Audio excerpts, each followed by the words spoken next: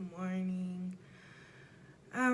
So first I want to say, for those who are suffering at this time or have family members who passed away due to COVID, I want to send my sincere condolences.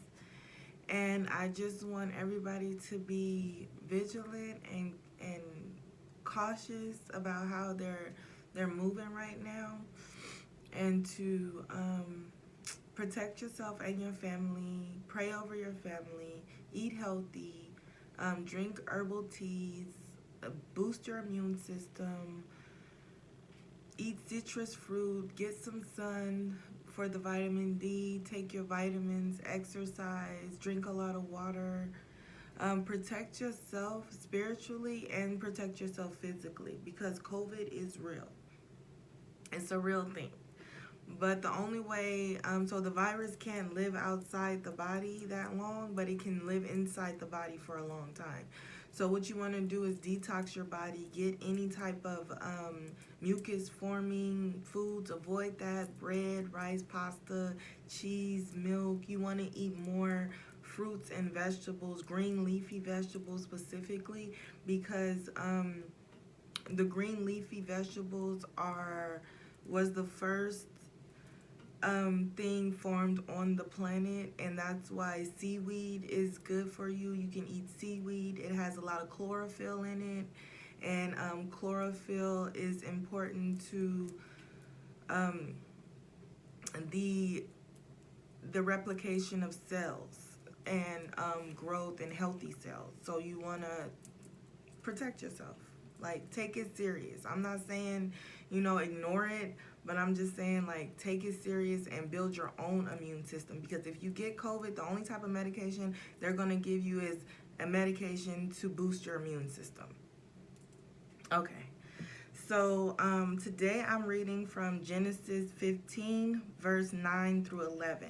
And this is where God was giving Abraham the covenant and the promise, and explaining to him how it would all come about. Okay. And he said unto him, Take me a heifer of 3 years old, and a she-goat of 3 years old, and a ram of 3 years old, and a turtle dove, and a young pigeon. And he took unto him all these, and divided them in the midst, and laid each piece one against another, but the birds divided he not. And when the fowls came down upon the carcasses, Abram drove them away. Okay, so first of all, a heifer is a young female cow who has not birthed a calf yet. So I think the significance of the heifer is to understand that women have an innate spiritual abilities within them that must be birthed for humanity. And things can get in the way of her birthing her spiritual gifts, like work, stress, children, not children per se, but being a single parent. Men, this is like a big thing for men. Men need to understand that women are not under the jurisdiction of men. Women are a gift to men. So men have to understand that they can't do anything to harm a woman's spirit. Because when you do that, you stop her from fulfilling her purpose here on earth. Her purpose is spiritual. She has a spiritual innate gift.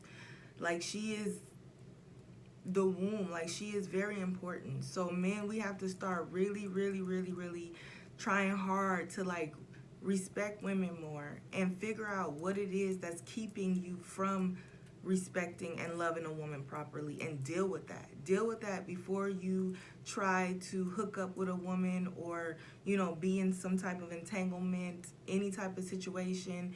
You guys really need to understand that women are precious. Women are a gift to men from God. Okay, so the she-goat. A she-goat symbolizes in the totem the totem symbolization of a she-goat is it represents opportunity. The goat represents opportunity, and as a woman, the thing that we're coming up against is the opportunity that's been given to us by the world. And that opportunity is based off our physical appearance and our physical attributes and our sexuality. So, as a woman, there's two different aspects to her gifts from God. There's physical, and then there's one that's internal. Women have to focus more on the internal aspect of the gift that God has given you versus the external, because the world capitalizes and abuses the external, but the internal cannot be touched. So the heifer is a female cow that has not yet given birth to a calf, and the she-goat is an opportunist. So we need to not be opportunists and to allow what God has put in us to be birthed into the world. And a ram of 3 years old. So a ram represents power to penetrate, overcome, and achieve. So this is for the men. This is what you guys need to understand that you are. You have power within you, a power to penetrate, overcome, and achieve. And the world will try to strip you from that power by making you feel like you're inadequate or you can't achieve anything, or giving you a small amount of something to achieve and have you work to achieve that, when actually what you can achieve is so much more than that. So as men, men look for jobs, they look for money, they look for women, they look for all these things to satisfy their ego. But you are limitless in your ability. You are limitless in what you can accomplish. So you have to take the time to think about what you want to accomplish and what you can accomplish and what's in you to accomplish, and pursue that wholeheartedly without being silenced or pushed around by the world. Like, stop being so distracted by everything, by money, by clothes, by shoes, by women. Stop being so distracted so that you can lean into your existence and figure out who you are and what you need to do while you're on earth. And that's for men. And then once you do that, then you will be able to easily recognize the woman that's going to help you achieve your dreams. Because Adam, when he saw Eve, he said, this is flesh of my flesh, bone of my bone. That means he was the representation of her. She was the representation of him. So she was taken out of him. So once you discover who you are, then you can easily recognize the woman that's for you, that's going to help you, that's going to be your helpmate and your soulmate. Okay, and then all of this is important because God has given us free will. And he gave us free will to be able to have discernment and to be able to make the decisions that will glorify him on earth versus ourselves. And he allows you to feel like you're in control, but then the world will put a burden on you that you can't control, and because it's not meant for it to be on you. So then a lot of people end up hitting rock bottom and then turning to God. So what I'm suggesting is that before you hit rock bottom, you submit to the will of God in the pure existence of who you were made to be. Okay, now this part is very important. So he took unto him all these and divided them in the midst, and laid each piece one against another. So they're one against another and they're fighting against each other. This is why free will and discernment is important. But the birds he divided not. So understand that the birds were a turtle dove and a pigeon. A turtle dove is purity, love. A turtle dove represents kindness, softness, right? And then a pigeon represents a bird, a low-flying bird that might be infested with pestilence, that eat the seeds. Pigeons eat seeds of fruit that's planted.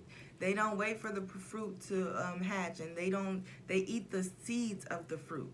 So this is the fight that we have within us that our children have within us, that we have within us, that we have to overcome through free will. We have to understand the breakdown of these things. This is just important. So when you get a chance, read Genesis 15, verse 9 through 11, and understand that we are tasked with the responsibility of executing our free will for the purpose of God's glory, not for our own purpose, because that is what's being